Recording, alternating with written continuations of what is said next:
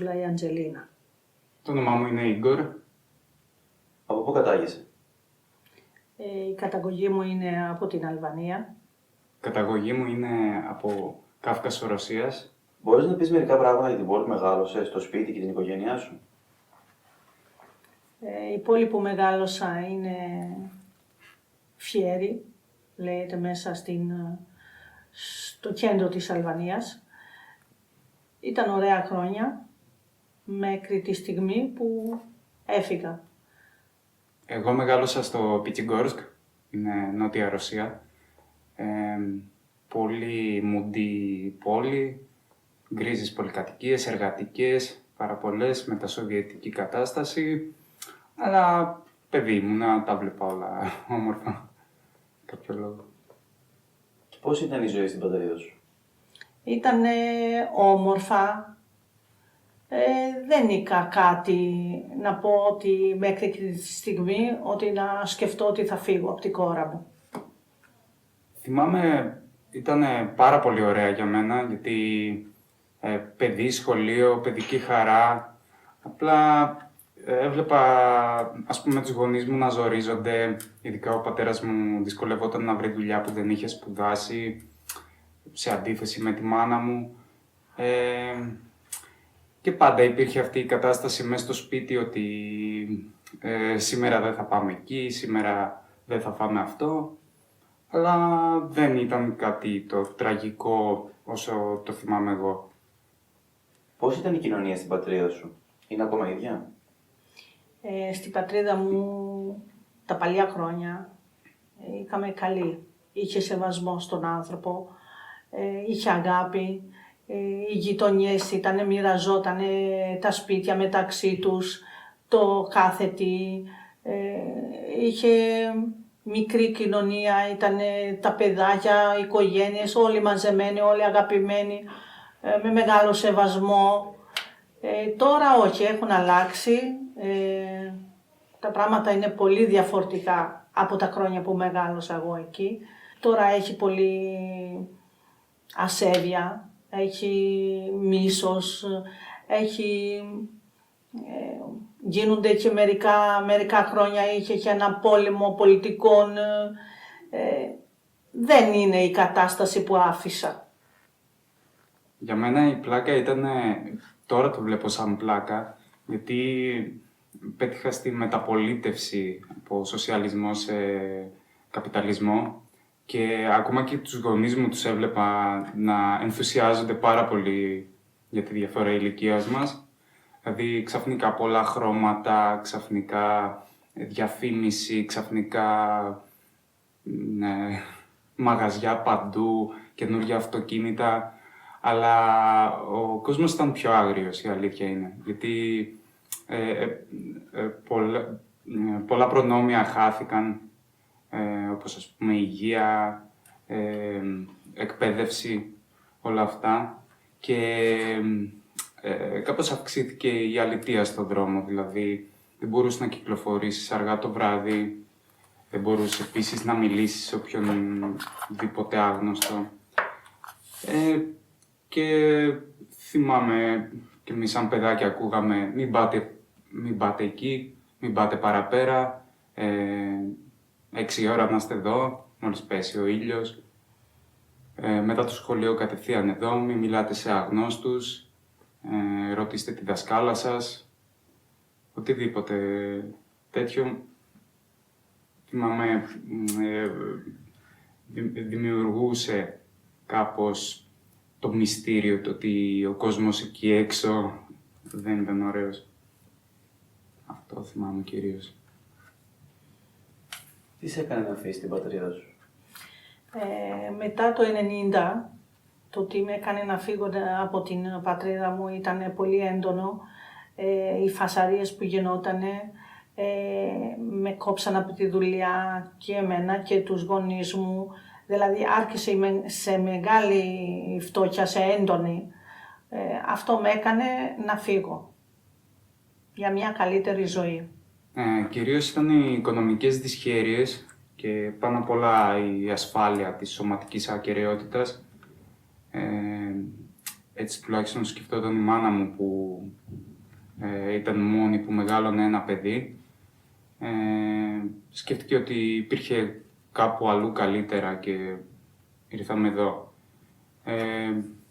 Οπότε αυτοί ήταν οι κυρίως λόγοι, όπως επίσης και ότι πάντα υπήρχε αυτή η εμπόλεμη κατάσταση λόγω Καυκάσου, κάπως οι ειδήσεις πάντα ήταν τρομακτικές, ίσως κάποιες μέρες.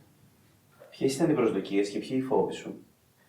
Οι προσδοκίες μου ήταν να έρθω, να βρω μια δουλειά, να ζήσω καλύτερα από την κόρα μου που άφησα. Οι φόβοι μου ήταν πώς θα με δεκτούνε, πώς θα μπορώ να επιβιώσω σε αυτή την κόρα που δεν ξέρω κανένα. Εμένα ο κυριότερος φόβος ήταν ότι δεν θα βρω φίλους ποτέ. Γιατί από τις πρώτες μέρες που ήμουν εδώ δεν ήθελα να μάθω τη γλώσσα, ήθελα να γυρίσω πίσω.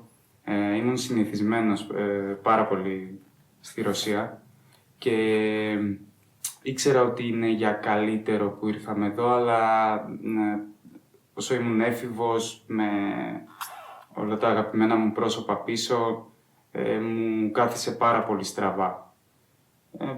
Κάτι που άλλαξε αργότερα σιγά σιγά. Τι είδους δυσκολίες και προκλήσεις αντιμετώπισες όταν ήρθες εδώ? Η αλήθεια είναι δεν αντιμετώπισα ούτε πρόκληση ούτε δυσκολίες. Με το που ήρθα έπιασα δουλειά σε μια οικογένεια η οποία είναι γνωστή στο χωριό. Έτσι γνώρισα μετά την νονά μου, τον νουνό μου, την οικογένεια που με βάφτισε. Μετά γνώρισα και άλλο κόσμος οι οποίοι με βοήθησαν να βρω δουλειά, να μ' αγαπάνε, να είμαι σαν ένα άτομο του χωριού, δηλαδή να είμαι στην κοινωνία ίσα με αυτούς.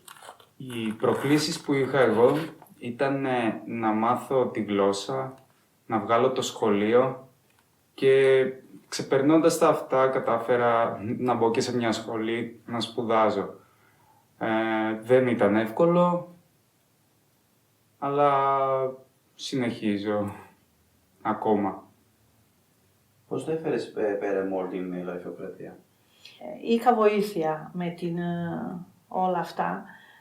Κάποιος γνωστός στο χωριό που με βοήθησε πάρα πολύ και δεν καθυστέρησα και δεν υπόφερα όπως ακούγαμε άλλοι παίρνανε σειρά 4 ώρα για να δώσουν τα αποτυπώματα ή για να καταθέσουν τα χαρτιά. Εγώ μέσων γνωστού τα κατάθεσα πολύ εύκολα, με μεγάλη ευκολία.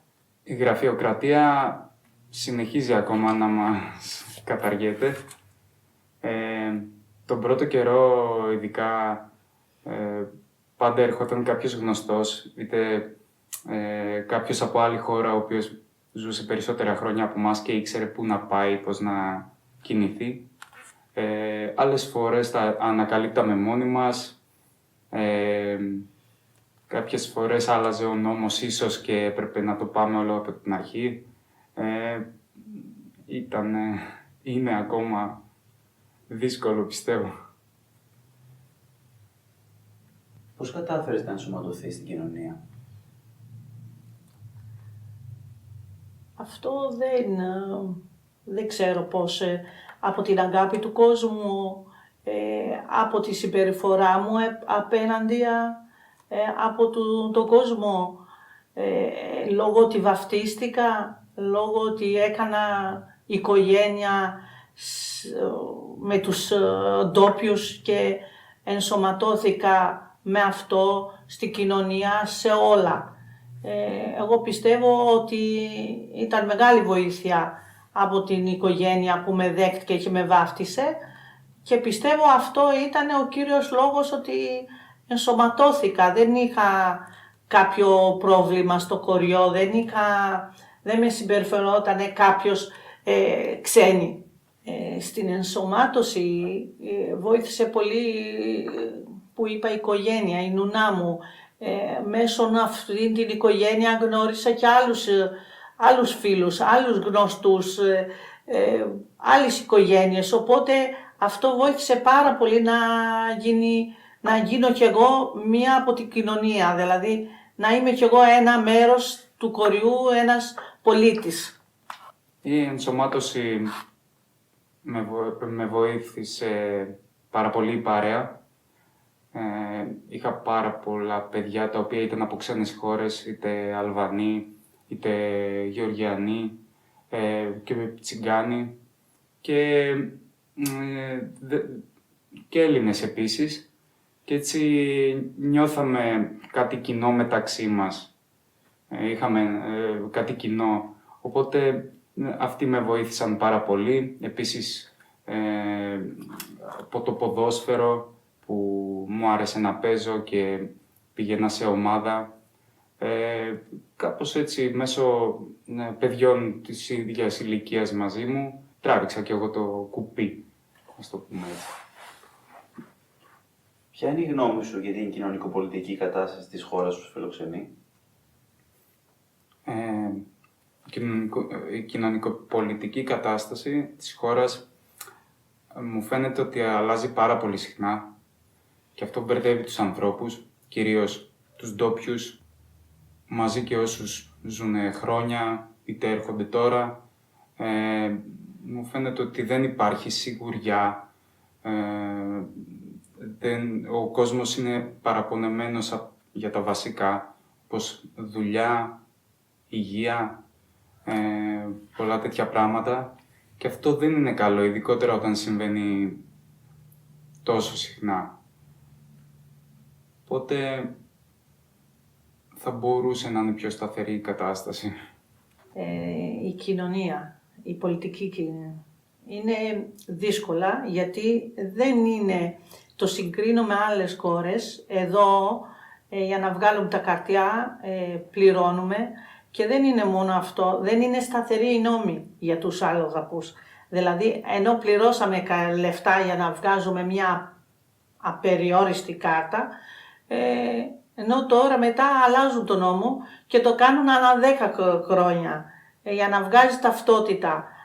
Είναι μια μεγάλη ιστορία, ενώ ζω 26 χρόνια, 27 εδώ, γέννησα ένα παιδί, η οποία γεννήθηκε εδώ, σπούδασε εδώ μέχρι το Λύκειο και δεν έχει ταυτότητα ελληνική και δεν έχει καρτιά στα χέρια της. Αυτό με στεναχώρησε γιατί το παιδί θεωρούσε ότι είναι ένα Ελληνάκι εδώ πέρα, μια Ελληνίδα, η οποία τώρα δεν έχει καν άδεια παραμονή στην Ελλάδα. Αυτή είναι η κοινωνία. Αυτό είναι που με προβληματίζει στην πολιτική κοινωνία. Έχεις δεχτεί κάποιο είδους διάκριση, ρατσιστική συμπεριφορά απέναντί σου λόγω του ονόματός σου, του χρώματός σου κτλ? Έχω δεχτεί. Οι αρχές στην Ελλάδα δεν είχα προβλήματα. Τα τελευταία χρόνια είχα δεχτεί μια επίθεση ρατσισμού, η οποία στη δουλειά αναφέρθηκε μέχρι στα ψηλά γραφεία και έγινε κατανόηση και δικαιώθηκα και πήρε μια κλίση προς απολογίας ο άνθρωπος που με έκανε αυτή την επίθεση. Αυτό ήταν τα τελευταία χρόνια και από λίγους ανθρώπους. Δεν είχα κάτι όλα τα χρόνια μου στην Ελλάδα. Δεν είχα δει ότι υπήρχε αυτός ο ρατσισμός σε μεγάλο βαθμό. Εγώ προσωπικά έχω πολύ λίγα παραδείγματα ρατσισμού και δεν είναι άξια αναφοράς.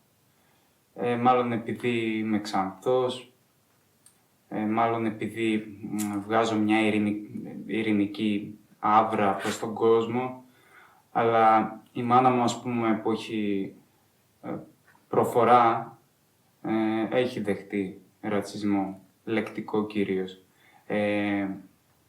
Άλλοι φίλοι μου που είναι από Αλβανία, από Κατάρ, Ιορδανία, λόγω χρώματος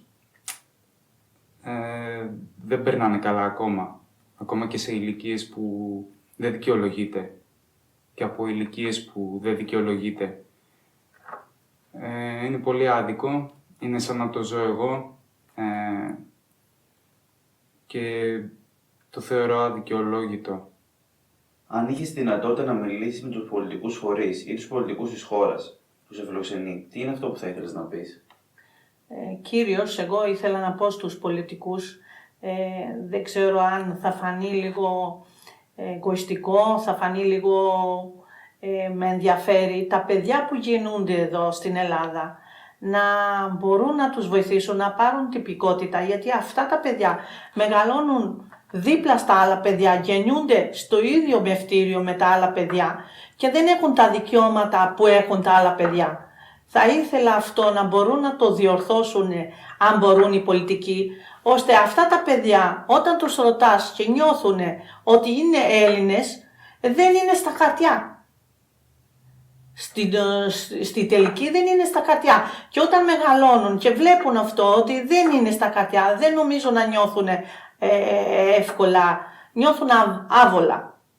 Αυτό γίνεται και σε παιδιά που σπουδάζουν πανεπιστήμια και θα πάνε να δουλέψουν και δεν μπορούν να δουλέψουν στο είδος που έχουν σπουδάσει γιατί έχουν ένα διαβατήριο, δεν έχουν ταυτότητα ελληνική. Αυτή η διάκριση που κάνουν δεν μου αρέσει. Εφόσον τα παιδιά γεννήθηκαν, μεγαλώσαν εδώ, σπουδάσαν εδώ, ποιος ο λόγος να μην μπορούν να είναι άξιοι να δουλεύουν για αυτά? Αυτό ήθελα οι πολιτικοί, αν μπορούν να το διορθώσουν. Δεν πιστεύω ότι μπορώ να πω κάτι. Δεν είναι άνθρωποι που δεν ξέρουν τι συμβαίνει. Είναι οι πρώτοι που ξέρουν τι συμβαίνει. Υπάρχει σε πάρα πολλές χώρες πολύ μεγάλη αδικία. Είναι άλλα τα συμφέροντα από τη μεριά τους και άλλη η ζωή που ζούμε εμείς. Δεν πρόκειται να τους καταλάβουμε, ούτε να μας καταλάβουν. Οπότε ο διάλογος είναι περιττός, πιστεύω. Θα ήθελες να μείνεις εδώ για καιρό? Φυσικά δεν έχω σκοπό να φύγω. Θέλω να μείνω στην Ελλάδα. Κοντεύω σιγά σιγά στη σύνταξη. Οπότε θα θέλω να ζήσω εδώ. Εκτός αν αλλάξει κάτι και με αναγκάζει να φύγω. Εγώ με τη θέλησή μου δεν θέλω να φύγω από την Ελλάδα. Μ' αρέσει, είμαι καλά, περνάω καλά. Είναι δεύτερη πατρίδα μου. Είναι τα μισά χρόνια στην Αλβανία, τα μισά εδώ, οπότε είναι ίσια για μένα. Απλά εδώ έχει καλύτερη σιγουριά και πιστεύω ότι είναι η καλύτερη ζωή από εκεί.